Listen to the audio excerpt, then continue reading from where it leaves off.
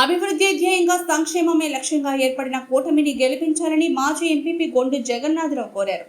కొర్లం పంచాయతీ నవనంబాడు చెరువు పనులను కూటమి నేతలతో కలిసి ఆయన సందర్శించారు. వేతనదారులతో మాట్లాడుతూ సూపర్ 6 పథకాలు మేనిఫెస్టోను వారు వివరించారు. అదేవిధంగా లంకం గ్రామంలో నిర్వహించిన ప్రజాగలం బాబు సూపర్ 6 పథకాల ప్రచారంలో పాల్గొని కూటమి శ్రేణులతో కలిసి గ్రామంలో విస్తృతంగా పర్యటించారు. ఇంటింటికి వెళ్లి సూపర్ 6 పథకాల ప్రయోజనాలు మేనిఫెస్టోలో పొందుపరిచిన అంశాలను వివరించారు. ఈ సందర్భంగా ఆయన మాట్లాడారు. ఉమ్మడి మేనిఫెస్టో కూటమి లక్ష్యాన్ని ప్రతిఫలిస్తుందని అన్నారు. అన్ని వర్గాలు, అన్ని రంగాల ఆర్థిక అభివృద్ధికి కూటమి కృషి చేస్తుందని తెలిపారు.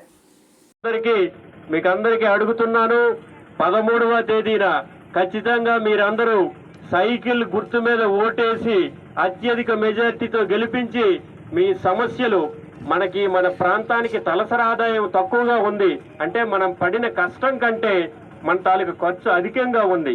దానివల్ల మన కుటుంబాలనే అప్పుల్లో కూరుకుపోతున్నాయి. దీని నుండి గట్టెక్కాలంటే రాజు ధర్మంగా ఉండాలి, ఆదాయాన్ని పెంచేటటువంటి రాజు రావాలి. అలా రావాలంటే ఎన్డీఏ కూటమి చంద్రబాబు నాయుడు, పవన్ కళ్యాణ్, నరేంద్ర మోడీ కలిసి ఈ ప్రభుత్వాన్ని ఏర్పాటు చేస్తేనే మనందరికీ మంచి జరుగుతుంది. మీరందరూ సైకిల్ గుర్తు మీద ఓటేసి అత్యధిక మెజార్టీతో గెలిపించాలని కోరుతున్నాను. అందరూ ఒకసారి గట్టిగా చెప్పండి, మన గుర్తు కూర్మారావు, మన జనసేన కూర్మారావు గారికి, అలాగే ఈ గ్రామ పెద్దలందరికీ కూడా పేరు పేరున నా యొక్క నమస్కారాలు. మీ అందరికీ తెలుసు, ఈనాడు తెలుగుదేశం పార్టీలో 40 సంవత్సరాలు,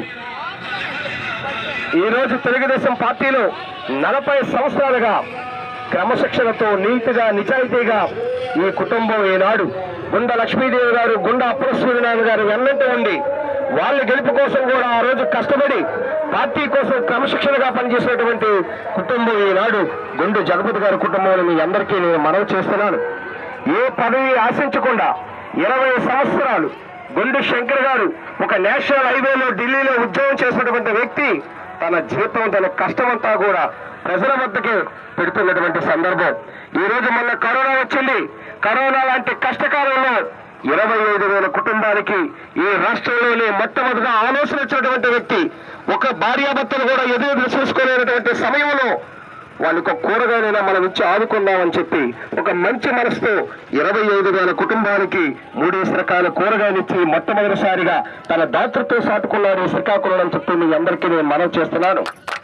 అలాగే ఈ రోజు మా గ్రామం తీసుకుంటే సిరగావ్ సింగవలస 4 దేవాలయాలు ఉంటే 4 దేవాలయాలకు కూడా ఆయన గ్రానైట్ ఇచ్చాడు.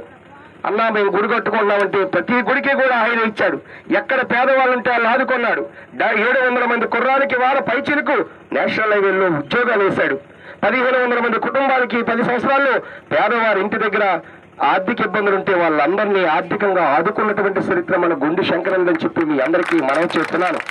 ఒక 6 మాసాల క్రితం మత్స్యకార గ్రామాలు, 2-3 గ్రామాల వాళ్ళు వచ్చి అన్నా మాకు ఎండాకాలంలో నీరు బాగులేదు, ఉప్పు నీరు పడిపోయిందంటే ఒక్క బోరు వెళ్ళ రాత్రి పంపించి 4 గ్రామాలకు 4 బోర్లు కొట్టి ఆయన దాతృత్వం సాటుకున్నాడు. అటువంటి వ్యక్తి మన గుండు శంకరని మీ అందరికీ నేను మనవి చేస్తున్నాను. అంటే అటువంటి ప్రజాసేవకుడు మనకు దొరికాడు. ఈ శ్రీకాకుళంలో చదువుకున్నటువంటి విద్యావంతుడు, ఇంజనీరింగ్ చదువుకున్నాడు యువకుడు. అన్ని వ్యవస్థల మీద ఆయనకు అవగాహన ఉంది. రైతాంగ సమస్యల మీద కానీ, నిరుద్యోగ వ్యవస్థ మీద కానీ, పేదవాళ్ళ తాలూకు స్థితిగతుల మీద ఆయనకు అవగాహన ఉంది. ఎందుకనంటే 40 సంవత్సరాల ఇంటిలో రాజకీయ మొక్క అనేది మొలిసింది. ప్రెసిడెంట్లుగా కుటుంబం మొత్తం ప్రెసిడెంట్లుగా చేశారు, ఎంపీటీసీలుగా చేశారు. ఓటమి లేని రాజకీయం 40 సంవత్సరాలు చేశారు కాబట్టి ఆయనకి రాజకీయం మీద అవగాహన ఉందని చెప్పి మీ అందరికీ మనవి చేస్తున్నాను. అందువల్ల మనందరం ఈ రోజు న్యాయానికి అన్యాయానికి మధ్య, ధర్మానికి అధర్మానికి మధ్య, నీతికి అవినీతికి మధ్య, ఒక ధనవంతుడికి ప్రజలకు సేవ చేసే సేవకుడికి మధ్య జరుగుతున్నటువంటి పోటీ. ఈ పోటీలో మనందరం నీతి పక్క, న్యాయం పక్క, ధర్మం పక్క, ప్రజలకు సేవ చేసే శంకరన్న పక్క మనం అండగా ఉండాలని చెప్పి ఈ అందరికీ నేను మనవి చేస్తున్నాను. ఈ అవకాశం మళ్ళీ రాదు. అందువల్ల ఈనాడు తెలుగుదేశం పార్టీ బృందం, అలాగే జనసేన, బీజేపీ 3 పార్టీలు కలిపి ఒక మంచి పథకాలు మేము ఈ 2024 మే 13న జరిగే ఎన్నికల్లో ఎన్డీఏ కూటమి అంటే తెలుగుదేశం, జనసేన, అలాగే బీజేపీ ఈ 3 పార్టీలు కలిసి ఒకే నాయకత్వాన్న బొడ్డు శంకర్రావుని ఎమ్మెల్యేగా, పార్లమెంట్ అభ్యర్థిగా రామ్మోహన్ నాయుడిని ఎన్నికల నిమిత్తం వాళ్ళకి స్థానాలు కలిగించినందుకు వాళ్ళ కోసం మీరు నా ఆలోచన, నా విధానాన్ని మన ప్రజలకు, మీరు ప్రజల వద్దకు వెళ్ళి సూపర్ సిక్స్ అనే కార్యక్రమాలు ప్రజాగలం పేరున ఈరోజు ప్రచారం చేయడానికి వెళ్ళండి అని మాకు ఆదేశించడం జరిగింది చంద్రబాబు నాయుడు గారు. ఆయన ఆదేశాల మేరకే ఈనాడు ఈ సమావేశానికి మేమందరం వచ్చామమ్మా. నేను ఒకటే చెప్తాను, ఈ గ్రామం తెలుగుదేశానికి పంచుకోట.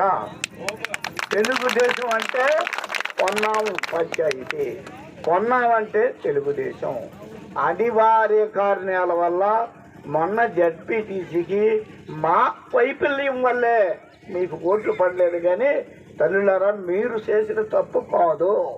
కనుక ఇటువంటి అఖండ స్వాగతం పలికి మా ముందు కూర్చున్నటువంటి మీ మహిళా సోదరీమణులకు, వేదిక పైన ఉన్నటువంటి నా తోటి సహోదరులైనటువంటి తెలుగుదేశం కార్యకర్తలకు నా దండం పెట్టి, నేను మద్యం నాశనం చేస్తాను, మద్యం ఇవ్వను. మద్యం ఇస్తే ఆ మగవాళ్ళకి తాగేసి ఆడాలు కొట్టేస్తాను కనుక మద్యం ఎక్కడా ఉంచున్నాం. అదే విధంగా నేను అన్ని విధాల ఆడపిల్లలకు సాయం చేస్తున్నాం. అందరికీ 15,000 ఇచ్చేస్తున్నాం, 18,000 ఇచ్చేస్తున్నాం. అన్ని అబద్ధాలు చెప్పిన ముఖ్యమంత్రి ఆయన వచ్చి ఆసరా కింద, అమ్మఒడి కింద ఒకే కుటుంబానికి ఒకే పిల్లకి 15,000 ఇచ్చాడు. అది 2వ సంవత్సరానికి 14,000 దిగింది. 3వ సంవత్సరానికి బాత్రూములు క్లీనింగ్ కూడా అదే సొమ్ములో 1000 కట్ చేసి 13,000 లాస్ట్ ఇయర్ ఈ సంవత్సరం అది కూడా పూర్తిగా కొట్టాడు, అది కూడా ఇవ్వలేదు.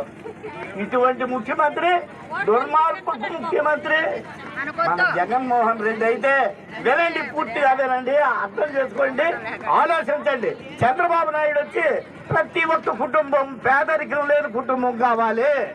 నా 5 సంవత్సరాల జీవితంలో ఏ కుటుంబం పేదరికంగా ఉండకూడదు అన్న ఉద్దేశంతో మీ ఇంట్లో ఎంతమంది పిల్లలు చదువుకుంటే అంతమంది పిల్లలకి, ఒక్కొక్క పిల్లకి 15,000 చెప్పున్నా, ఇద్దరుంటే 30, ముగ్గురుంటే 45,000 చెప్పున్నా ప్రతి ఒక్క కుటుంబాన్ని ఆదుకునే మహానాయకుడు, ఆడవాళ్ళ పక్షపాతిగా, ఆంధ్రప్రదేశ్ నవనిర్మాణ స్థాపితుడుగా ఈనాడు చంద్రబాబు నాయుడు మనకి నడుము పట్టుకున్నటువంటి సంక్షేమ పథకం ఇది.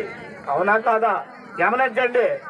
మధ్యకు వస్తే చంద్రబాబు నాయుడు గారు ఒకటే అన్నారు, అలవాటు పడిన మన పెద్దలు, తండ్రులు, వాళ్ళు